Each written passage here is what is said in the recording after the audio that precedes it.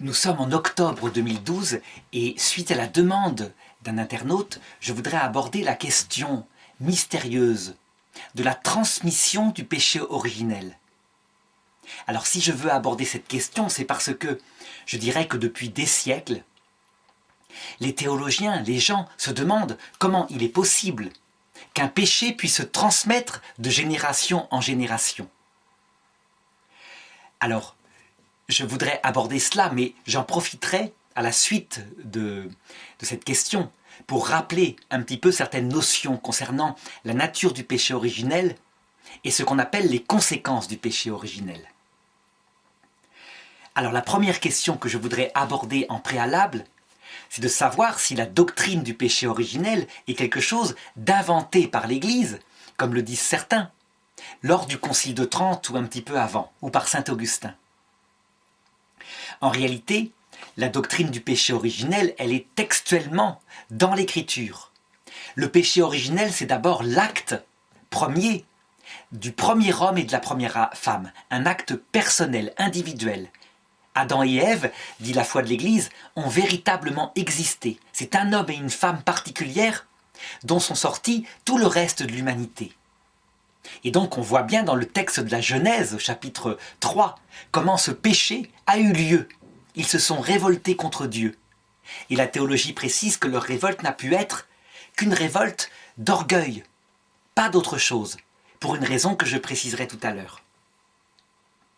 Deuxièmement, le fait que ce péché se transmet à tout le reste de l'humanité, c'est une doctrine du Nouveau Testament dans saint Paul. On la trouve dans deux endroits principaux, par exemple en Romains, chapitre 5, verset 15. De même que par la faute d'un seul, la multitude est morte, combien plus la grâce de Dieu et le don conféré par la grâce viendra par la grâce d'un seul homme, à savoir Jésus-Christ. Saint Paul en parle aussi ailleurs. C'est dans la première épître aux Corinthiens, au chapitre 15, verset 22. « Car la mort étant venue par un homme, c'est d'un homme aussi que vient la résurrection des morts. De même en effet que tous meurent en Adam, ainsi tous revivront dans le Christ. » Alors évidemment, c'est beaucoup plus tard, à saint Augustin, qu'on voit apparaître le premier traité de théologie qui met en place ce péché originel. Et ensuite, il se développera dans l'Église avant d'être proclamé comme étant une vérité dogmatique par le magistère catholique.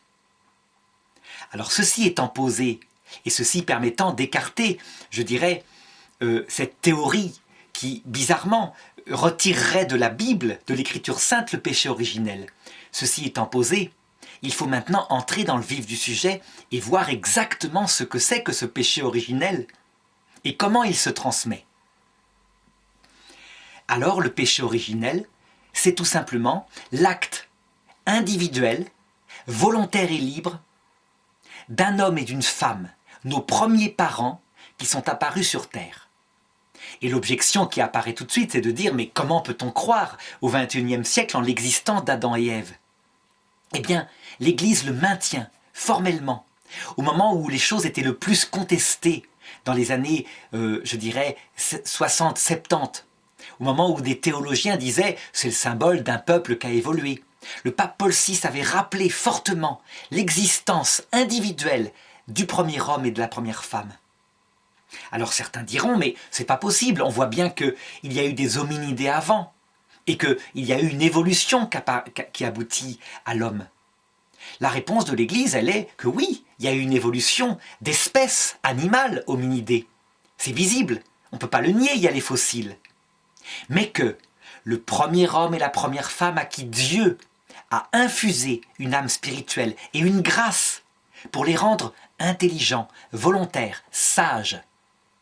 Ils s'appelaient Adam et Ève, peu importe le nom à la rigueur, on ne connaît pas leur nom au sens propre, ce sont des noms symboliques, mais c'est un homme et une femme réels qui se sont aimés, qui ont péché personnellement. Donc on le voit, l'existence d'Adam et Ève ne s'oppose en rien à la théorie de l'évolution, elle est d'un autre domaine. Adam et Ève, peut-être n'avaient pas un corps différent des hominidés du coin, mais ils avaient une âme spirituelle, et ça changeait tout. Si bien que sur le monde de cette époque-là, il y avait certainement des hominidés animaux qui se promenaient dans la nature et au milieu, quelque part, un couple qui pouvait comprendre les choses spirituelles parce qu'ils avaient reçu de Dieu une faculté, deux facultés en plus, celle de l'esprit, donc l'intelligence spirituelle qui peut penser aux choses sacrées et la volonté libre qui peut poser des choix véritablement responsables.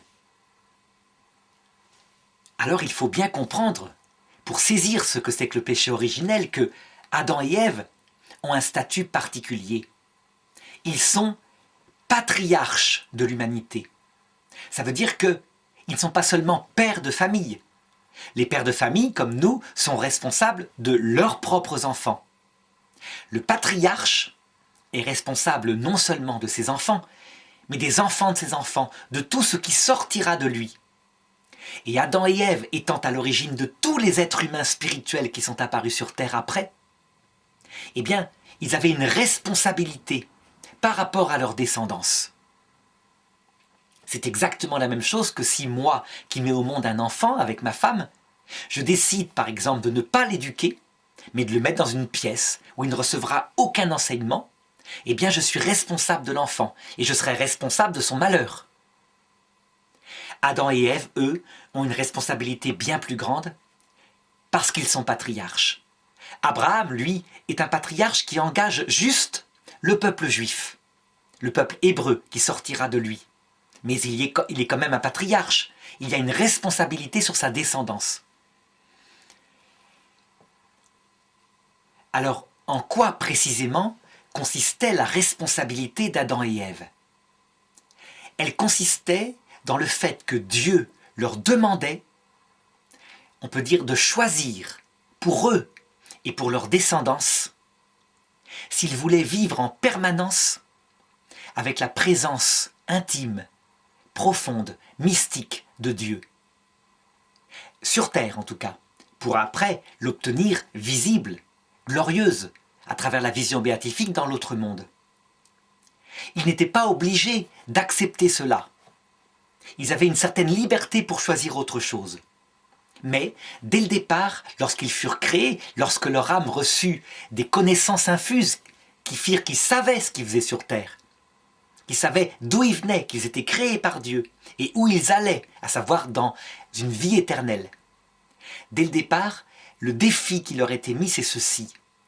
Voulez-vous de la présence de Dieu, ou au contraire, voulez-vous manger de l'arbre de la connaissance du bien et du mal, qui a un avantage? Vous choisissez vous-même le bien et le mal, mais qui a un inconvénient. En perdant la confiance, la présence obéissante d'un Dieu aimant, eh bien vous perdez aussi son amitié. Et il obéira à votre choix, et il s'en ira. Il vous laissera sur terre, où vous vivrez votre vie, et là, vous mourrez spirituellement à la présence de Dieu. Finalement, le choix d'Adam et Ève, qui leur est proposé dès le départ, c'est un peu le même choix qui se pose à tout homme.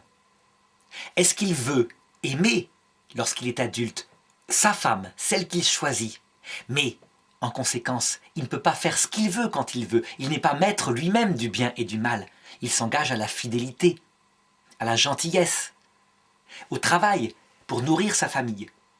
Ou est-ce qu'au contraire, il veut être libre, choisir lui-même ce qu'il appelle le bien et le mal, faire ce qu'il veut, n'être dépendant de personne, mais en conséquence, être seul. Ne pas avoir l'amour d'amitié d'une femme, d'enfants qui l'entoureront. Évidemment, lorsqu'on présente les choses comme cela, si on imagine qu'Adam et Ève sont comme nous, à savoir bourrés de faiblesses, ça veut dire que tout le monde voudrait bien trouver l'amour fidèle qui dure toute la vie et aimer sa femme perpétuellement. Mais dans la réalité, on sait bien ce qui se passe. On est confronté, au bout de 2 ans de mariage, au quotidien. La passion baisse, c'est moins facile, on est moins entraîné par le souffle du plaisir. Adam et Ève, eux, ont hérité avec leur création, non seulement d'une présence de Dieu intime, mais de toutes les conséquences qui en découlent. À savoir, ils sont parfaitement lucides sur ce qui est en jeu là-dedans, dans ce choix. Et deuxièmement, ils ont une absolue maîtrise d'eux-mêmes, pas de ces faiblesses qui nous entraînent. La Bible décrit cette force d'Adam et Ève en disant « Ils étaient nus et ils ne s'en rendaient pas compte ».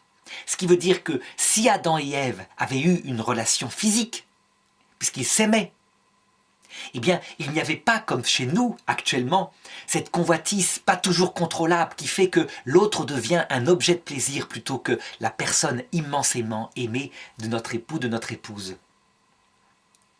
Quand on a une lucidité parfaite, on sait ce à quoi je dirais, va conduire notre choix. Lorsqu'on a une maîtrise parfaite, alors on peut dire que le choix est parfait. Seulement, Adam et Ève, tout de même, manquent d'une connaissance particulière. C'est la connaissance pratique, expérimentale, de ce que c'est que la perte de la présence de Dieu et de ce que c'est que les conséquences de cette perte, à savoir un monde magnifique mais qui devient tout d'un coup vide, parce qu'il n'y a plus quelqu'un dont la tendresse nous entoure. Les lions sont certainement là, dans le paradis terrestre, mais Adam et Ève rayonnent tellement de la présence de Dieu que jamais ils ne s'attaqueraient à Adam et Ève. Lorsque Dieu partira, l'expérience concrète de la mort, ça, ils ne savent pas ce que c'est. C'est pourquoi, s'ils pêchent lucidement, il y a tout de même possibilité d'expérimenter certaines choses qui fait que, au bout d'un certain temps, ils pourront changer de choix. Il n'empêche que leur lucidité théorique étant parfaite, leur maîtrise de soi étant parfaite, on peut dire que Dieu leur dit d'engager non seulement eux-mêmes, mais l'humanité après eux. Ça veut dire que s'ils optent pour l'arbre de la connaissance du bien et du mal, à savoir une liberté, mais qui se coupe de Dieu, ils choisissent eux-mêmes ce qui décide d'être bien et mal, eh bien, Dieu acceptera leur choix pour eux-mêmes et pour leurs enfants après eux, selon leur volonté. C'est ça qu'on appelle le défi du choix d'Adam et Ève. Et eux ont choisi selon ce qu'ils estimaient le mieux. Et ils ont estimé que le mieux, c'était cette liberté.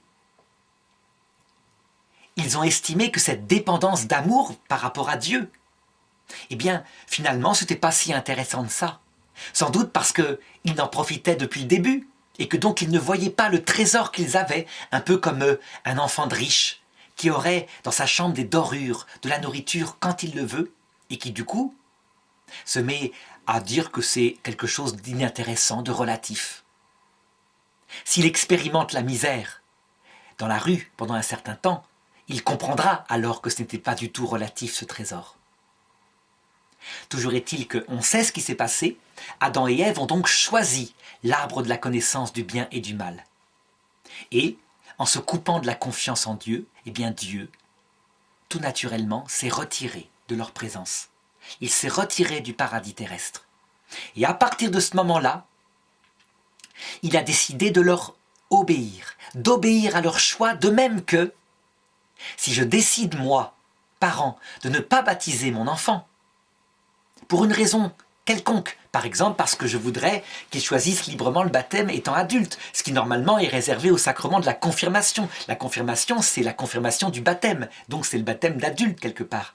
Mais si je ne donne pas le baptême à mon bébé, eh bien, je le prive de la présence de Dieu, et Dieu obéit à ma volonté. Il est interdit, dit l'Église, de baptiser en douce le petit enfant si les parents ne le veulent pas. Une grand-mère n'a pas le droit de le faire. Dieu se soumet à la responsabilité des parents par rapport à leur enfant. Et bien de la même façon, Dieu a décidé que le choix d'Adam et Ève, parce qu'il est parfaitement lucide, engagera après eux toute l'humanité. Et Dieu s'y soumet jusqu'à maintenant. Il prend au sérieux la responsabilité d'Adam et Ève.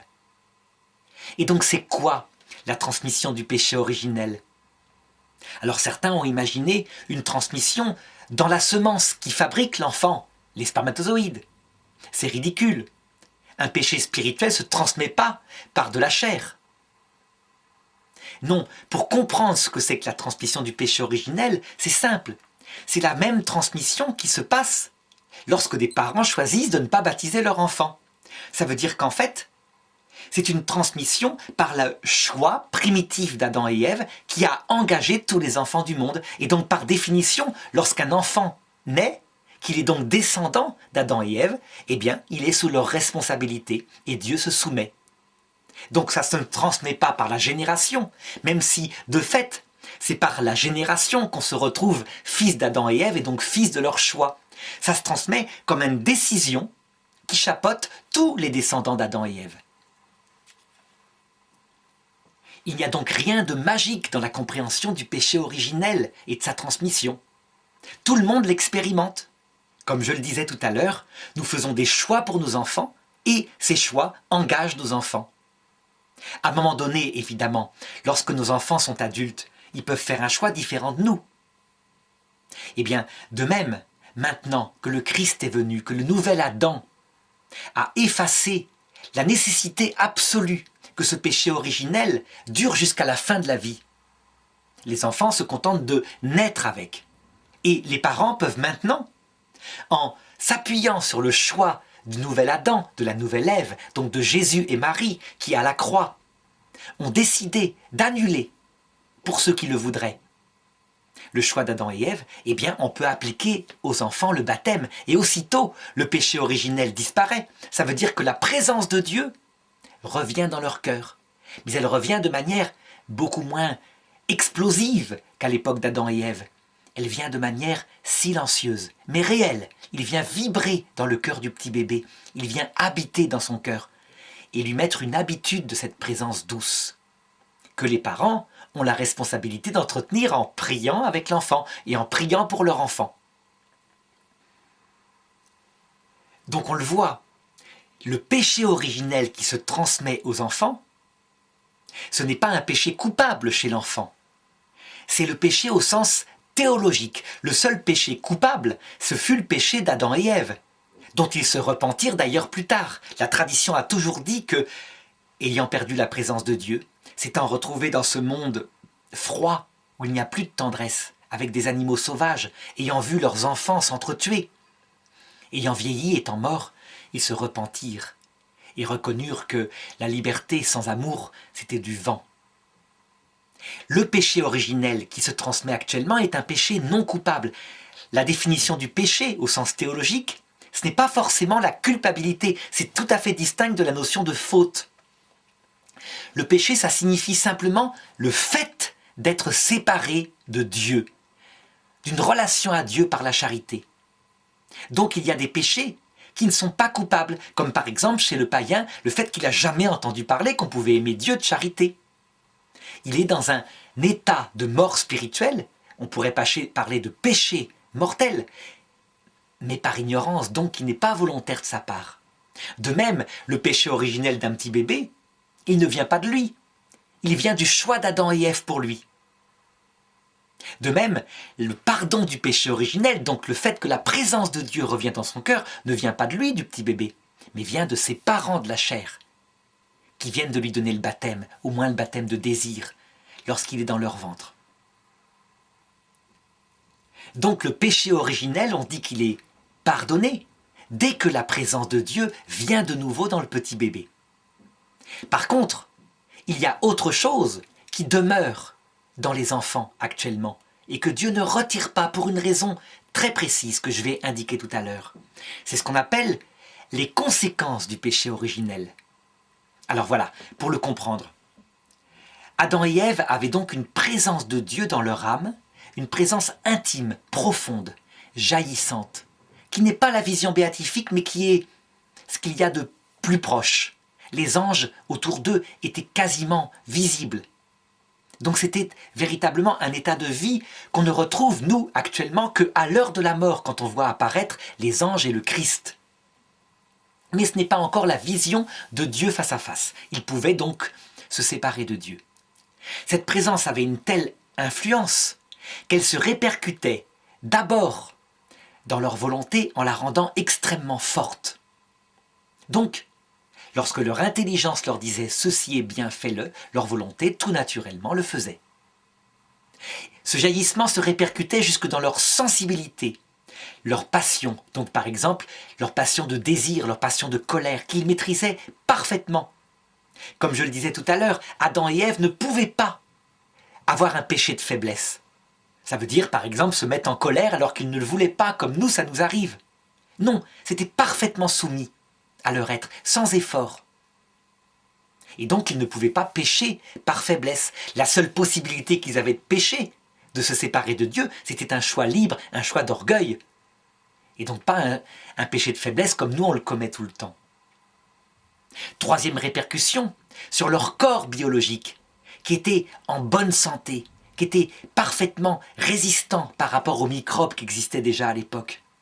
Si bien que Adam et Ève auraient vécu sans maladie. Alors évidemment, il pouvait y avoir des accidents, comme par exemple se cogner les pieds. Eh bien, dans le jardin originel, qui est la terre, mais avec cette présence de Dieu, ça ne pouvait pas leur arriver parce que les anges les protégeaient. Comme dit la Bible, les anges te portaient dans leurs mains de peur que ton pied ne heurte la pierre. Il aurait pu leur arriver la mort parce que leur corps est un corps biologique qui doit manger, qui peut se reproduire, donc le même corps que Marie. Mais ça ne leur arrivait pas, non pas parce qu'ils étaient immortels par nature, mais parce que Dieu les protégeait de toute mort. Et à un moment donné, quand leur corps biologique aurait atteint sa limite, ils auraient directement monté au ciel par assomption, comme ça s'est passé pour la Vierge Marie, mais sans passer par la mort. Donc leur immortalité venait de l'action de Dieu, pas de leur nature, évidemment. Les conséquences du péché originel, eh bien c'est simple. Quand on enlève la source de tout ça, qui est la présence explosive de Dieu dans leur vie, les effets disparaissent. Donc première conséquence du péché originel, leur intelligence est aveuglée. Ils ne comprennent plus très bien la vérité, le bien et le mal. Alors que, évidemment, quand la grâce de Dieu est là, qu'elle les envahit, ils savent parfaitement où est le bien, parfaitement où est le mal. Deuxième conséquence, leur volonté, elle obéit difficilement à leur intelligence. Ça veut dire que si leur intelligence leur propose quelque chose comme étant mal, eh bien quelquefois leur volonté va quand même s'y porter parce qu'elle est aveuglée. Leurs passions n'obéissent plus entièrement à leur volonté. Si bien que la Bible dit textuellement, Adam et Ève virent qu'ils étaient nus. Qu'est-ce qui s'est passé? Tout simplement que Adam, qui avait une spiritualité si haute, s'est mis à regarder Ève avec un regard de convoitise, comme on regarde une chose dont on peut profiter pour son plaisir sexuel. Et ça, comme ils sortaient d'une très grande finesse, d'une très grande pureté, évidemment, ils en eurent honte. La colère aussi devint difficile à contrôler. Par exemple, Caïn tua Abel. Il ne résista pas à la jalousie qui l'envahissait et qui est une passion animale. C'est une conséquence du péché originel. Leur corps devint moins fort en conséquence. Ça veut dire que ça somatise. Leur immunité est moins forte contre les microbes. Ils peuvent attraper des maladies. Les anges ayant disparu, ils peuvent se cogner, se blesser.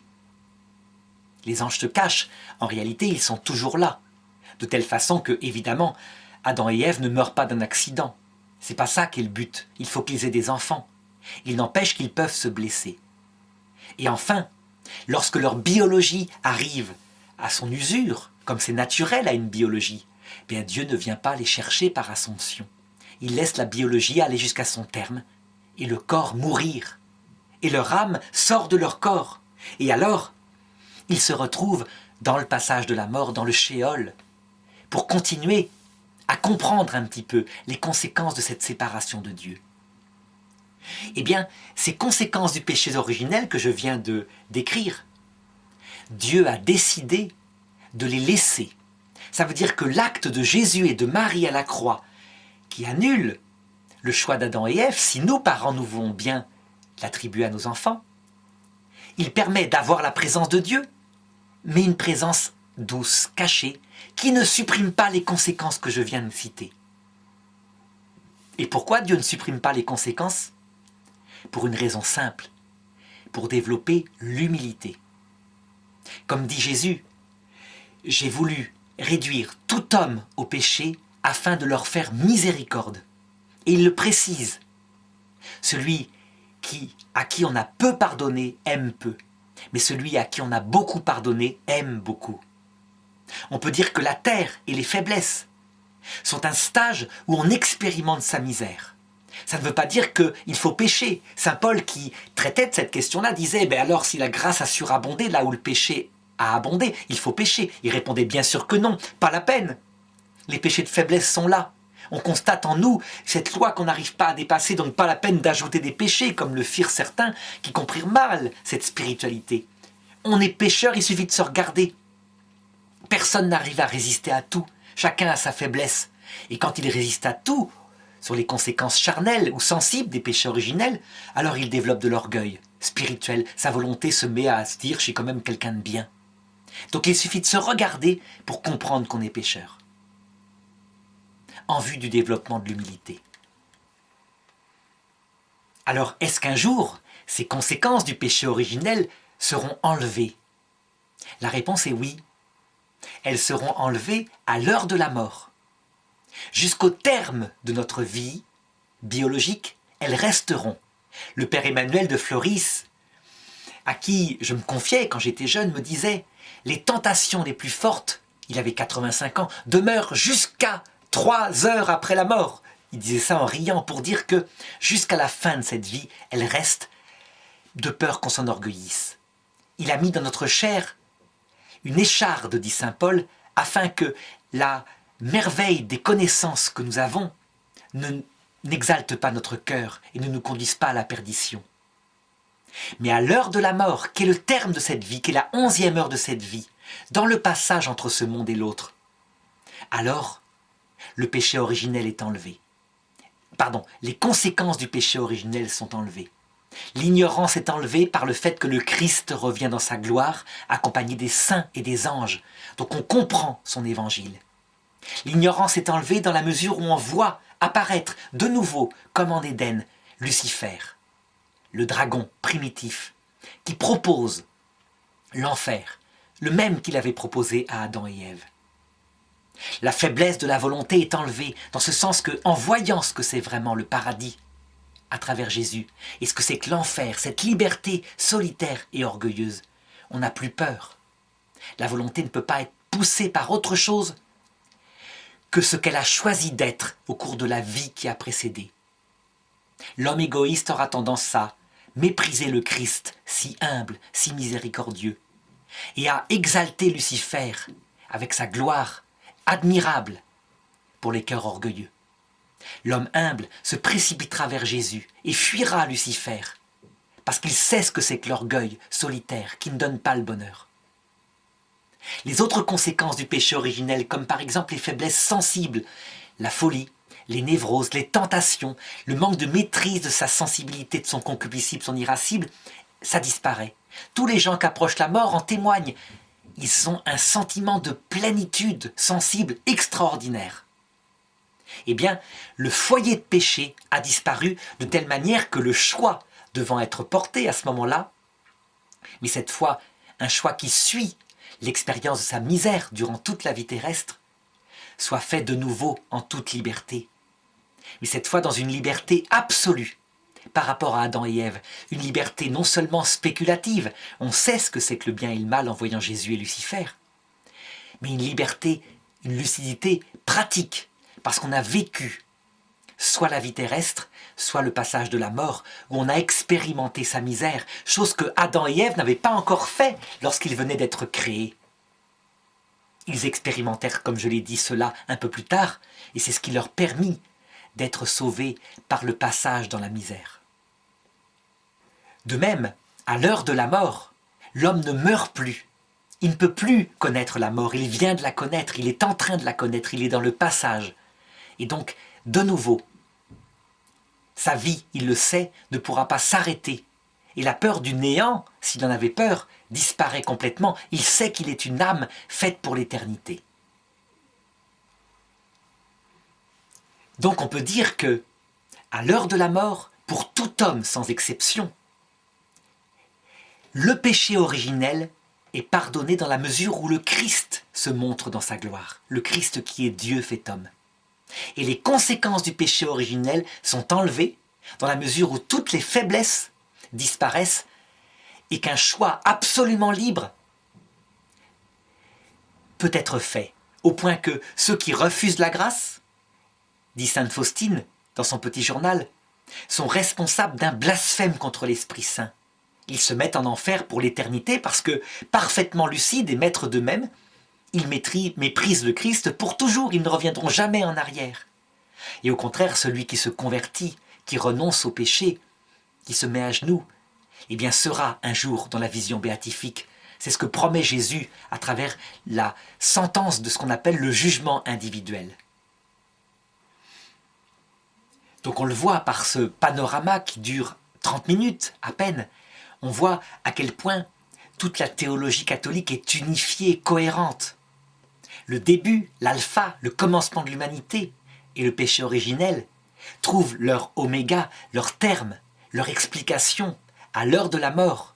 Lorsque, de nouveau, dans le passage de la mort, l'homme est conduit dans le jardin d'Éden, c'est-à-dire cet état particulier où la grâce de Dieu se fait palpable, visible, adaptée aux sens. On les voit, on voit Jésus de ses yeux. Ce n'est plus seulement une présence spirituelle invisible à laquelle on croit comme sur terre quand le péché originel est pardonné. Donc on voit à quel point tout cela conduira au salut du plus grand nombre, de telle façon que, véritablement, dans l'éternité, nous pourrons dire que Dieu a tout fait pour nous sauver, et que celui qui s'est damné, eh bien, on le respecte, parce que c'est son choix absolument définitif pour toujours.